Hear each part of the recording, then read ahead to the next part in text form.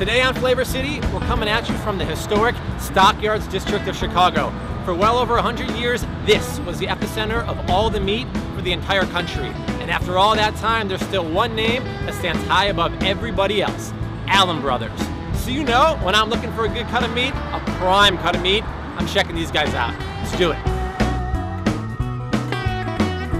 We're with Bobby Herrera, the VP of Operations here at Allen Brothers. Bobby, thanks for taking the time. Welcome. What is prime and what percentage of it is in the country? Well, prime is a heavy marbled piece of meat. Why you want more marbling, it's a more tender steak and juicy and flavorful steak. Not all prime is equal. What separates Allen Brothers prime versus anyone else's prime? Well, our prime, not only we receive it in as prime, we then take another step and select it for Allen Brothers prime.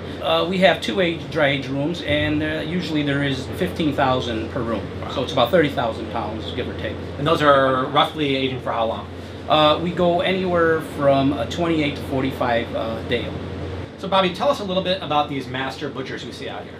They start an apprenticeship for 1 year, and then they go on for 3 years before they become a journeyman butcher. So the process is usually 4 to 5 years. And tell me, I'm making a sandwich at home, and I want to know what the perfect cut of meat is for my sandwich. For me, it'd be the skirt steak because of its texture. It's very tender, juicy, and flavorful. It is aged for 35 to 45 days, and it's prime. Not a lot of people cut prime skirts, but we do. That's what makes it special. We're back in the kitchen, and we're gonna take everything we learned from our little field trip today and make my version of a soup and sandwich. A grilled skirt steak sandwich with spicy sriracha mayo and an heirloom tomato gazpacho. Not your everyday soup and sandwich. Let's get started. Check out this prime skirt steak. Now the fact that it's aged and prime is gonna make our sandwich that much better. We're gonna season it with my homemade dry rub. It's got cayenne pepper, onion, garlic powder. The recipe's on the website.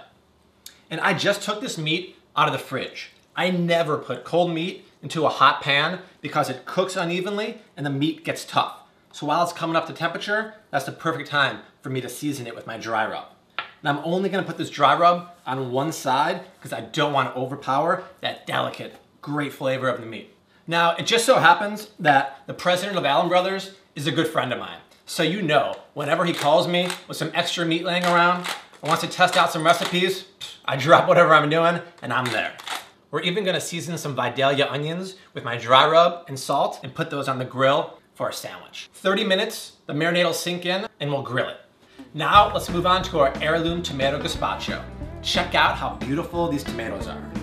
Now, heirloom means that it's with a seed that's at least 50 years old. And I'm telling you, the flavor is that much better.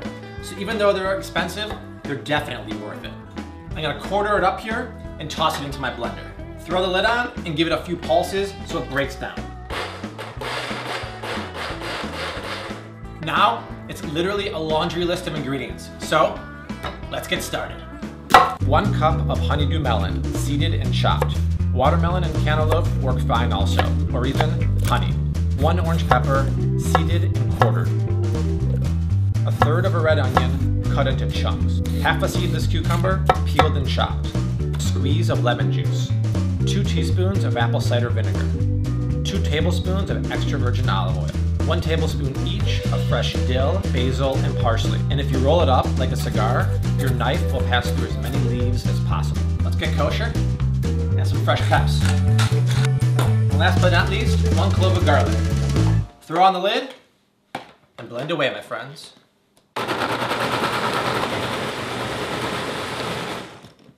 Now, I like it chunky, but hey, keep going till you get the consistency you want. You could eat this now, but if you stash it in the fridge for 3-4 hours, those flavors are really gonna develop and get a lot more intense. Let's get back to the star ingredient. Check out how that dry rub really penetrated the meat. And that's gonna create a great crust when we cook it. Speaking of, I'm using an indoor cast iron grill pan, but you can easily cook it outside. Just make sure your heat is super hot because these guys cook quick under high heat. And I'm not even gonna put oil in the pan because they have a good amount of fat. And fat is flavor, remember. Perfect. And just throw your onions right next to it on the grill. And the steak takes about 3 to 4 minutes per side, then we'll flip it. And the onions, 5 to 10 minutes per side. Now let's talk about the bread. It's gotta be tender. You know, it's gotta be flaky. It's gotta be the bomb bread for this sandwich. And, oh man, I forgot to buy it. You know what? We got time. Let's go check out my buddy who's got one of the best sandwich shops on the north side. Tell me why the banh mi bread is gonna be perfect for my sandwich at home. Well, our bread is crispy on the outside and soft on the inside. We bake them fresh every morning. The French been around in Vietnam for a couple hundred years before this. The baguette, the mayonnaise, the pate, the pho. The Vietnamese is our traditional national dish. Everybody eats pho in Vietnam. Yeah, it's getting really popular. How about no more talking? Because I gotta get back to the kitchen.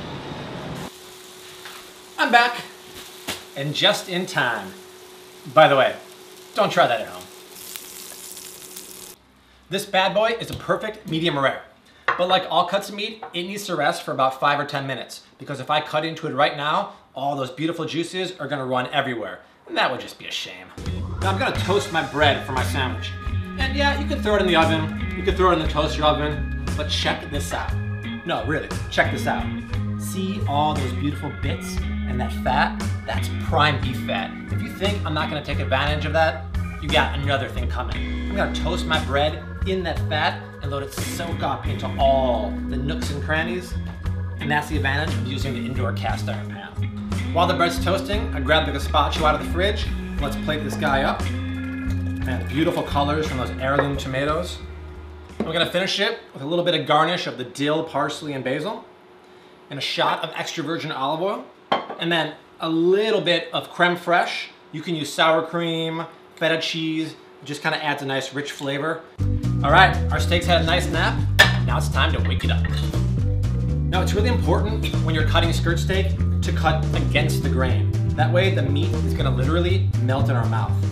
It's one of those steaks that if you cut with the grain, it might be a little tough. And oh man, look at that color, perfectly medium rare. I'm also gonna chop up some of our grilled Vidalia onions. And check this out, guys. Our bread is nice and toasted, and you can see that beef fat from the grill really soaked up, and my bread is nice and crunchy. It's time to assemble this Mac Daddy sandwich. First, I wanna put down a little schmear of a homemade sriracha mayo. I made this earlier, and here's how I did it. To a cup of mayonnaise, add 2 tablespoons of sriracha sauce, 1 teaspoon of toasted sesame oil, the juice of a 1/4 of a lime. Mix it up. Put a nice layer of this tangy, spicy sriracha mayo. Put some of our grilled onions right in the bottom here. A little bit of arugula. It's a pepper green, it's one of my favorite. If you want to use watercress, baby greens, whatever you want. And then, pile high, our grilled skirt steak. Oh man, this guy looks really good. Close the doors. Oh, overflowing with meaty goodness. Let's give this guy a little cut in half. Yeah, baby. And let's plate it up. Man, look at that grilled skirt steak, perfectly medium rare. Our bread is toasted nicely, and that creamy sriracha mayo. No more talking. Crunchy bread, that meat is melting in my mouth, and the peppery arugula and the creamy heat from that sriracha, dynamite sandwich. One more. Just got a chunk of grilled onion. Love it. Let's top it off with our heirloom tomato gazpacho. I mean, come on. Guys, look at the color in that soup.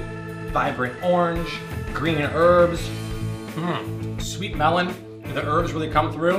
And you know what? It's kind of like a tomato is just smacking me in the face over and over again, and I like it. And just when you think this meal can't get any better, my friends at Allen Brothers thought of everything. Check out these red velvet and hummingbird cupcakes from their catalog. A sweet treat to top off this decadent meal. For this recipe, head over to flavcity.com and don't forget to follow me on Twitter. As for the steaks, you guys know where to find them by now. So join me next time, because I don't know about you, but I have my sights set on some seriously good looking prime meat in the dry aging room. See you next time.